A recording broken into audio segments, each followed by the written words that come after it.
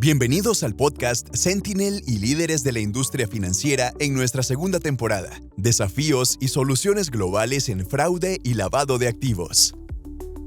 Regresamos con más fuerza, nuevos invitados, aprendizajes profundos y soluciones diseñadas para enfrentar los desafíos de la industria. ¿Estás listo para llevar tus conocimientos al siguiente nivel? Aprende de los líderes de la industria y convierte los desafíos en soluciones prácticas para tu entidad. Hola, ¿qué tal amigos? Bienvenidos a esta más reciente emisión de Sentinel y líderes de la industria financiera. Me da mucho gusto saludarlos. Yo soy Alberto Padilla. Gracias por estar con nosotros. Especial gracias para ustedes que ya son asiduos a este programa.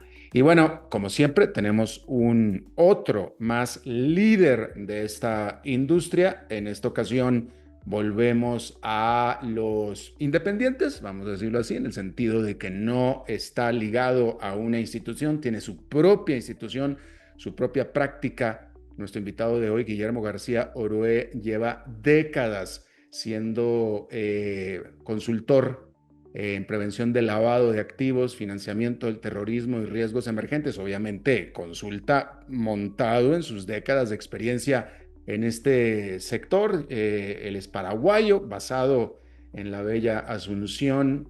Guillermo, me da mucho gusto saludarte. Gracias por estar con nosotros. Mi querido Alberto, el agradecido soy yo, ciertamente, por tener el privilegio de tu mano y de la mano de Sentinel llegar a tantos profesionales en América Latina y probablemente también fuera de ella. Así es que quien agradece soy yo.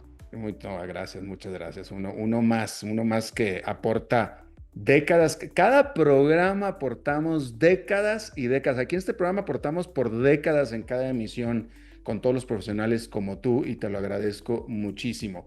Guillermo, vamos a empezar directamente leyendo sobre tu trayectoria en lo último que te has abocado, y digo lo último porque es que es lo último que ha venido sucediendo. Has estado también centrándote en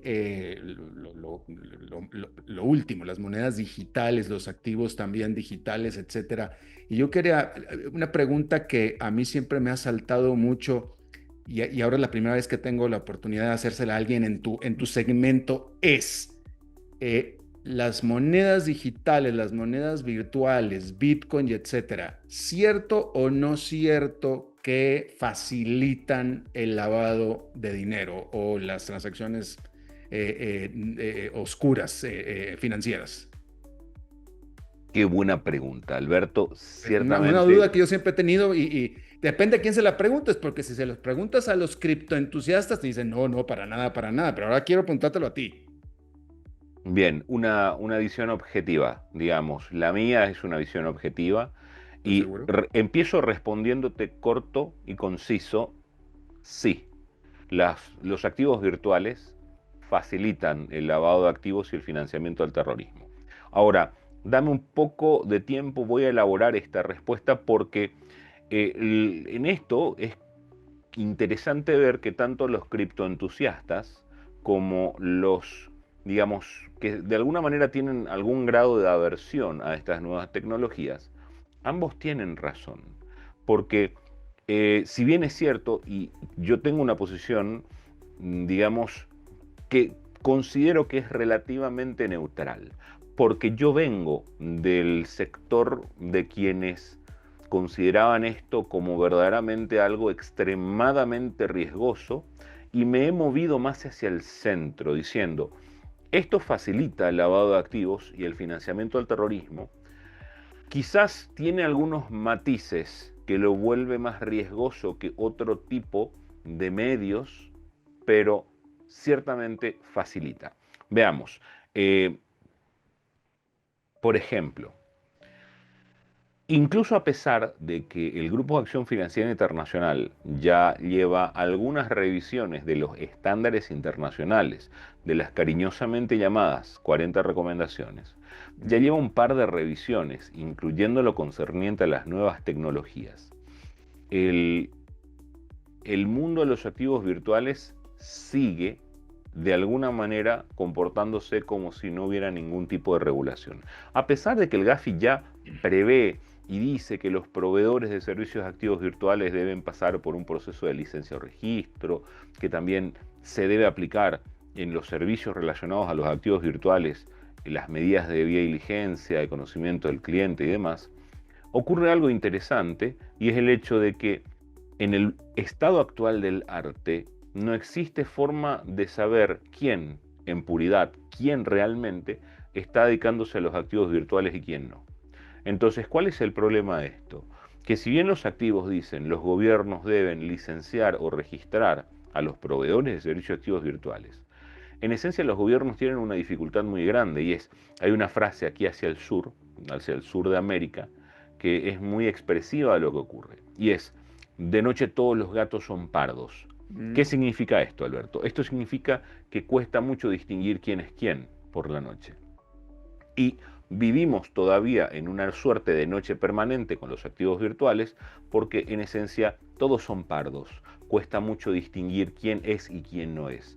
¿Por qué? Por darte un ejemplo de un detalle que se da en Paraguay y en otras jurisdicciones, en el Clasificador Nacional de Actividades Económicas, que es el que registra todas las actividades, a efectos tributarios, a efectos estadísticos, etc., no hay una actividad que de manera inequívoca pueda decirnos quién es un proveedor de servicios de activos virtuales. Como si hay una actividad económica específica que identifica a un banco, o que identifica a una aseguradora, o que identifica a una remesadora de fondos. No existe una actividad económica específica que identifica a un proveedor de servicios de activos virtuales. Y a partir de allí empieza el problema de distinguir quién es y quién no es. Entonces, cuando el gobierno no tiene forma de saber en esencia quién es proveedor de servicios de activos virtuales, pues entonces esto nos da la pauta de que hay muchos que están operando sin licencia y sin registro. A pesar de que muchas jurisdicciones ya establecieron una supuesta, no una licencia, sino una suerte de registro obligatorio, el enforcement de esa norma es de cumplimiento casi imposible. Y esto tiene una conexión directa con justamente la vulnerabilidad que es explotada por los criminales, y es el hecho de que, como no hay una forma de asegurar que todos los proveedores de servicios de activos virtuales pasen por un proceso de licencia o registros serios que los obligue a tener normativas internas para la prevención del lavado de activos, entonces hay proveedores de servicios de activos virtuales que aplican medidas muy laxas, si es que aplican alguna, y entonces eso se convierte en el canal que es utilizado por los delincuentes para utilizar indebidamente sus servicios. Entonces, no es que los PSAV o los proveedores de servicios de activos virtuales sean malos per se, esto lo he venido diciendo en los últimos años, no es que sean malos per se, porque no lo son.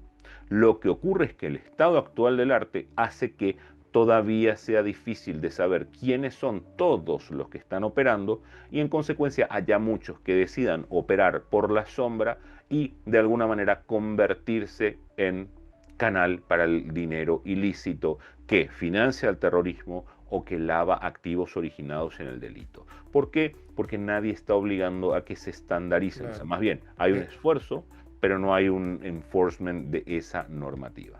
Ahora, esto es, creo que voy a decir una obviedad, pero esto es preocupación para las autoridades, no para la banca o la industria financiera, puesto que no están estos metidos en los activos virtuales, ¿cierto?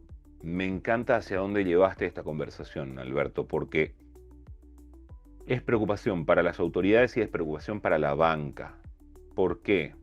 Porque las autoridades en primera instancia indudablemente dicen, o sea, hay acá en Paraguay, te menciono en Paraguay, en el registro estadístico de proveedores de servicios de activos virtuales, hay una cantidad muy pequeña que probablemente sea, y espero estar equivocado, pero sea inferior al 5% de lo que realmente está operando en nuestro país. Y creo que estoy siendo muy generoso al decir 5%, probablemente sea alrededor del 1% de los que están registrados. Entonces el gobierno ciertamente está preocupado por esto, pero los bancos también, porque los bancos temen un riesgo de contagio. ¿En qué sentido? En que alguien que esté operando en activos virtuales liquide sus operaciones de activos virtuales en su cuenta en el banco. Entonces, los bancos en muchos países de Sudamérica lo que están haciendo justamente es esto. Cuando se enteran de que alguien opera en activos virtuales es un proveedor de servicios de activos virtuales o es un criptoentusiasta que está realizando individualmente operaciones de cambio de activos virtuales por fiat, por dinero fiat, digamos, por dinero de curso legal, por moneda de curso legal, o de activos virtuales entre sí, lo que los bancos están haciendo es directamente un de-risking y les cierran la cuenta. Y te digo más, Alberto, algo muy interesante ocurre en varios países de Latinoamérica y es que la orden viene de arriba. Y cuando digo de arriba me refiero a en el mapa del norte. ¿Por qué? Porque en un mundo en el que el comercio exterior está regido por el dólar, cuando un banco corresponsal dice a un banco latinoamericano, vos no vas a operar más con quienes tengan vinculación con activos virtuales, el banco latinoamericano obviamente le obedece, porque prefiere cortar esa línea de negocios con quienes operen en activos virtuales antes que perder su cuenta de corresponsalía bancaria. Entonces, ahí hay una cuestión tanto de que los propios bancos temen un riesgo de contagio, como también el hecho de que sus corresponsales en Estados Unidos directamente les bajan línea diciendo no podés operar con, entre otros, proveedores de servicios de activos virtuales. Ese es un mercado restringido para vos. Pero sin embargo, sospecho yo, pues yo no tengo experiencia en monedas virtuales, pero sospecho yo que los bancos o la banca estadounidense tiene mucho más experiencia y mucho más experiencia práctica en los activos virtuales que en Latinoamérica, que los latinoamericanos. Es así, de hecho, que los mismos bancos que tienen las relaciones de corresponsalía en Estados Unidos, esos mismos bancos que le dicen a los bancos en Latinoamérica no operen con activos virtuales, esos mismos bancos operan con activos Exacto, virtuales en exacto, Estados Unidos. exacto, Es decir, que exacto. hay como un doble rasero allí. Claro, claro, por supuesto. Bueno, en este momento y dado el inicio que tuvimos de esta charla, cuáles son los riesgos más comunes hoy dentro de los bancos y entidades financieras en la región? En lo que refiere a los activos virtuales. No, en general, en general. En general, bien. Veamos, en general las nuevas tecnologías representan un riesgo importante para la banca, Alberto, las nuevas tecnologías. Y cuando digo nuevas tecnologías me refiero no solamente a los activos virtuales, sino en general a todo lo que hasta ya tiene una palabra, que es todo lo que el mundo fintech, ¿no? Esta conjunción entre finanzas y tecnología, todo lo que el mundo FinCEN está trayendo representa de alguna manera un riesgo para los bancos, particularmente para aquellos que no sean capaces de adaptarse a las nuevas tecnologías. Estamos en un mundo en el que muchas actividades que antes eran exclusivas de los bancos están siendo realizadas por empresas no bancarias. Te doy un ejemplo, inclusive actividades realizadas no solo por los bancos, sino por operadores en el mercado de capitales.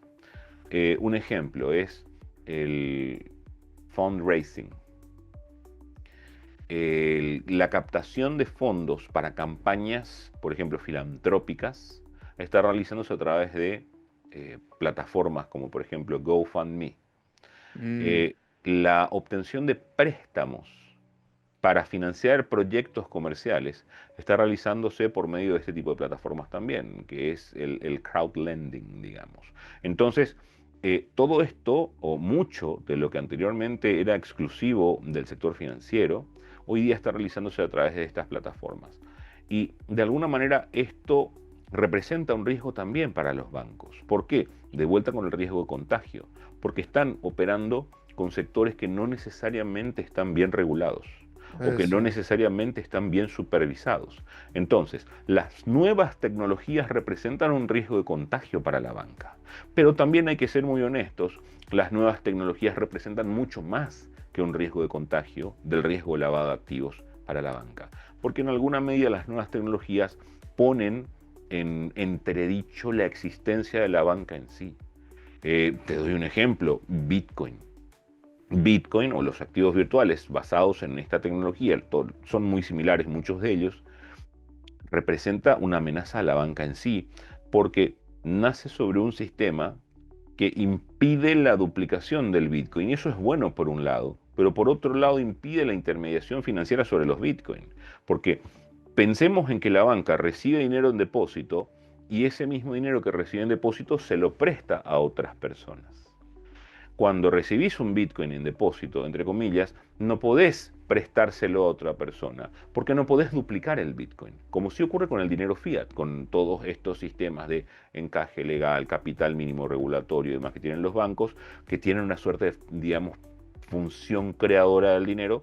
Entonces, los bancos, basándose en una moneda como el Bitcoin, de alguna manera desaparecen, porque ya no pueden captar para prestar, solamente pueden tener de alguna manera en almacenamiento o en custodia el Bitcoin, asumiendo que el Bitcoin reemplaza a una moneda fiat, solamente lo pueden tener en almacenamiento, pero ya no pueden utilizarlo para prestar. Entonces, las nuevas tecnologías plantean distintos riesgos para la banca, riesgos de contagio de lavado de activos por operar con sectores no regulados y no supervisados, o pobremente regulados y pobremente supervisados, y una amenaza un poco más, digamos, de vida o muerte, y es cuando el sector fintech empieza a prestar servicios que otrora eran exclusivos de la banca. Entonces, aquí es donde nos encontramos en un punto de inflexión en la historia, como pocas veces, porque la banca tiene que adaptarse a estas nuevas eras, a estos nuevos tiempos y a estas nuevas tecnologías, o perecer.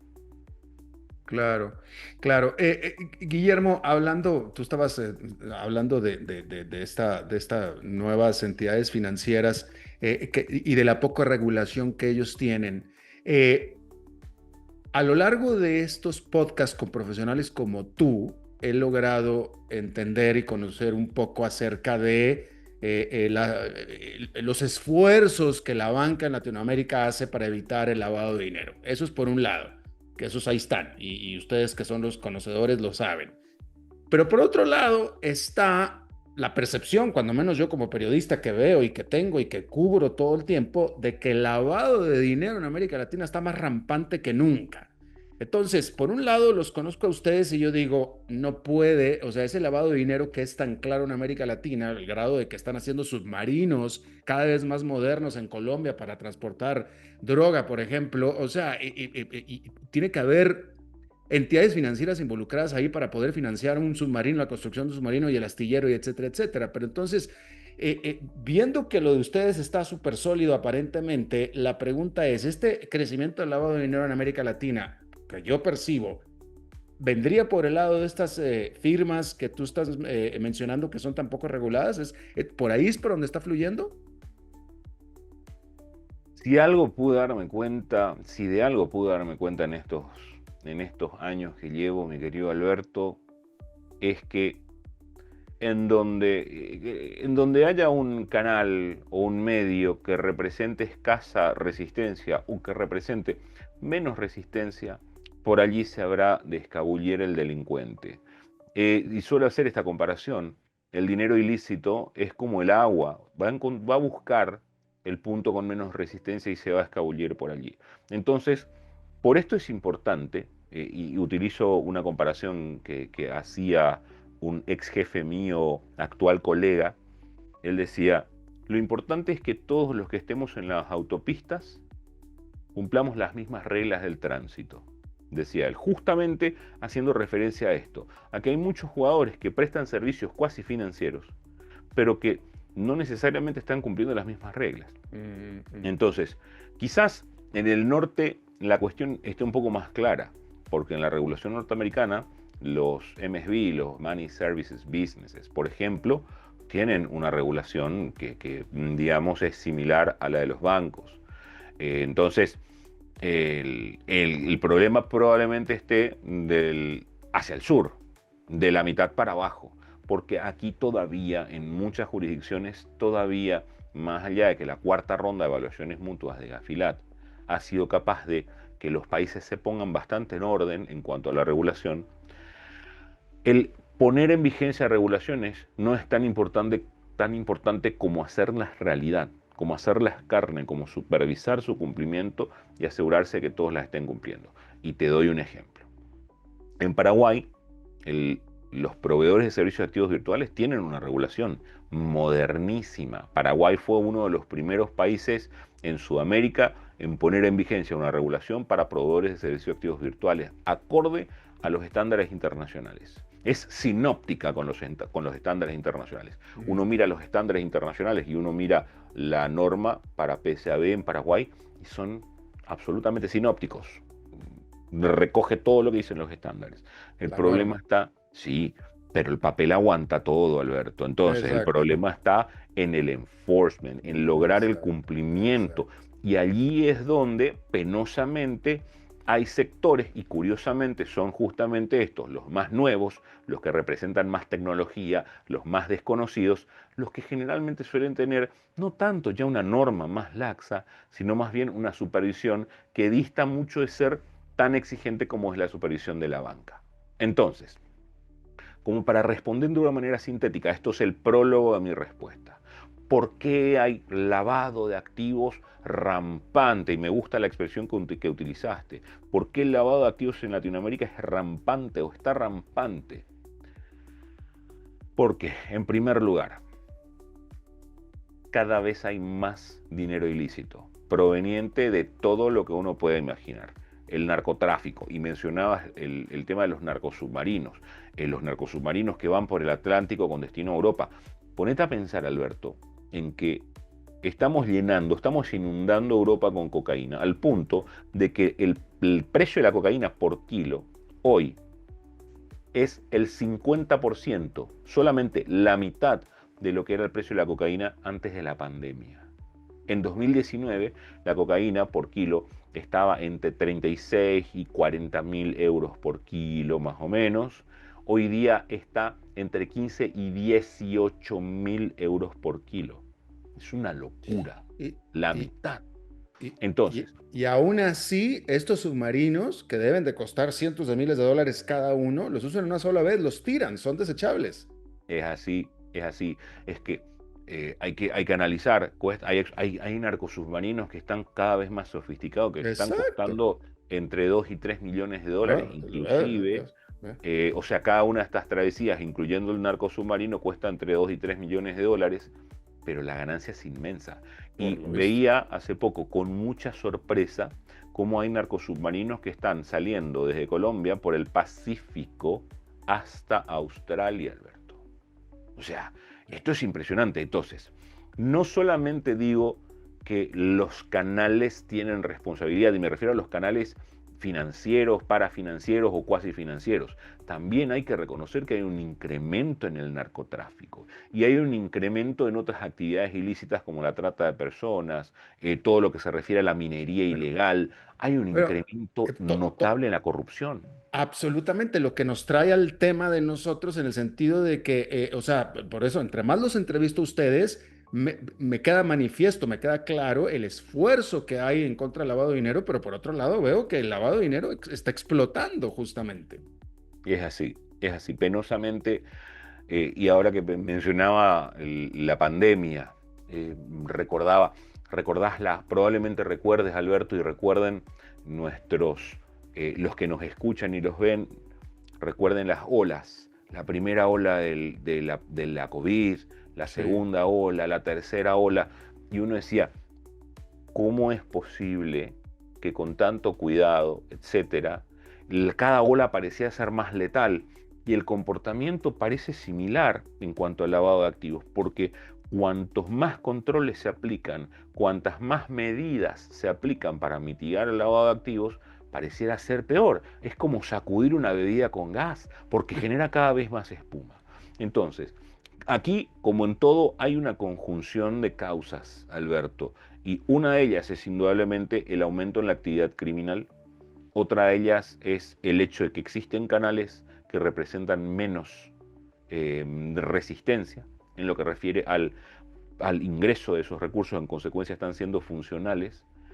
Y hay que reconocer también probablemente lo que está ocurriendo también, y es que estamos detectando más lavado de activos. En este sentido, lo he dicho varias veces, no hay que despreciar el hecho de que tenemos herramientas más sofisticadas tanto del lado del sector privado, los bancos, las aseguradoras, el sector financiero en sí, como también del lado del sector público, el gobierno, el poder judicial, las autoridades del orden en sí, todos los que realizan investigaciones policiales tienen más herramientas y más técnica. En consecuencia, me da la impresión de que amén de que hay mucha actividad criminal y de que hay canales que son funcionales para el lavado de activos, también hay una mejora notable en la detección mediante inteligencia financiera de casos de lavado de activos. Entonces, no solamente hay más, sino que además estamos detectando notablemente más. Bien, ya vamos acercándonos increíblemente al cierre de este programa. Una pregunta recurrente que yo creo que quiero pensar que es básica para los que están en esta industria, es el consejo que tú le darías, de acuerdo a tu experiencia, obviamente, a los jóvenes que quieren especializarse en cumplimiento y prevención de lavado hoy en día, Guillermo. Bien, yo creo que pertenezco a una generación de profesionales en prevención de lavado de activos que está extinguiéndose, porque somos los que provenimos de profesiones duras, el derecho, la contabilidad. Tú eres abogado originalmente, ¿cierto? Es así, es así. Yo soy abogado, o al menos eso dice la universidad. Entonces, hay como una nueva tendencia a que los profesionales de la prevención de lavado de activos provengan ya de otras áreas. Entonces, ¿qué le diría a alguien que quiere iniciarse hoy, en 2025, en el mundo de la prevención del lavado de activos, de los delitos financieros, del fraude, etcétera? Que por sobre todas las cosas se asegure de estar bien alfabetizado tecnológicamente. Porque ese es el punto hoy. Hace 20 años atrás, el mejor era el que mejor se conocía las normas. Hoy día, el mejor es el que mejor conoce las herramientas y la tecnología en sí, y el que está más dispuesto a aprender de todo esto novedoso que aparece todos los días. Entonces, creo que en unos años los que provenimos de profesiones duras habremos de pasar a cuarteles de invierno, y estas nuevas generaciones de científicos de datos, de personas con mucha experiencia en programación, de personas incluso con un background de business intelligence, Alberto, de inteligencia de negocios, habrán de ser los que vayan a tomar la posta. Porque hoy día ya no es importante solamente conocer la ley, y de hecho que es hasta secundario. Hoy día es importante ser capaz de detectar patrones transaccionales para poder luchar contra el lavado de activos. Y esos patrones, que siempre fueron importantes, pero que hoy pueden visibilizarse con las nuevas tecnologías, solo pueden detectarse mediante personas que sepan usar la tecnología que puede visibilizarlos. ¿Es ese hoy el perfil que García Brué, tu firma, está contratando a la hora de adquirir personal nuevo? Cuando estamos haciendo reclutamiento para el sector financiero, notablemente cada vez más estamos buscando personas con perfiles quizás no necesariamente tecnológicos, pero sí que demuestren una adaptabilidad a temas tecnológicos, que sean capaces de incorporar. No es necesario que tengamos ingenieros informáticos, no es necesario que tengamos científicos de datos, pero sí personas que se animen a desembarcar en todo esto nuevo que está, que ya ni siquiera está nuevo, pero quizás en Latinoamérica lo consideramos todavía novedoso, que es todo lo relacionado a la tecnología y al uso de esas herramientas. Me suena que estás mencionando habilidades blandas. Es así. Es así, habilidades blandas y también la capacidad de incorporar, digamos, nuevos Claro, conocimientos. claro, claro. Y para un profesional como tú, digo, tienes muchos años de experiencia, no eres viejo, porque no te ves viejo para nada, Claro. pero la verdad, pero ¿qué te motiva a ti? O sea, después de todas estas décadas y hoy en día, que yo estoy seguro que financieramente seguramente ya puedas decir si quisieras, bueno, ya voy a dejar de trabajar y sin embargo sigues trabajando. ¿Por qué? ¿Qué es lo que te motiva? Qué buena pregunta, Alberto. Ponte a pensar. Realmente creo, es apasionante. La lucha contra el uso indebido de los sistemas financieros es apasionante, y creo que estoy tratando de llegar a un lugar de mentoría para ayudar a quienes están buscando justamente esto que mencionabas, formar sus primeras armas en la lucha contra el lavado de activos. O sea, creo que estoy buscando llegar a un momento en el cual pueda entregar la posta de esto. Creo que falta todavía para eso, pero entregar la posta a una nueva generación de profesionales comprometidos y hábiles tecnológicamente. Y bueno, pues ahí está. Guillermo García Orué, te agradezco muchísimo por tu buena disposición, por la charla, muy interesante desde mi punto de vista. Y bueno, pues gracias, Guillermo. Ay, si hay otra cosa que quieras agregar, adelante. Solamente agradecerte a vos y a Sentinel, mi querido Alberto. Es un privilegio para mí estar con ustedes. No, al contrario, el privilegio es mío. Te lo agradezco muchísimo, Guillermo. Gracias. Y bueno, eso es todo lo que tenemos por esta emisión de Sentinel y líderes de la industria financiera. Muchísimas gracias por habernos acompañado en esta otra emisión. Nos estamos viendo en la próxima. Espero que la pasen muy bien. Muchas gracias. Así llegamos al final de este episodio. Y recuerda, aunque los desafíos sean grandes, cada acción para prevenir el crimen financiero hace la diferencia. Suscríbete para seguir aprendiendo con nosotros y acompáñanos en el próximo episodio. Hasta la próxima.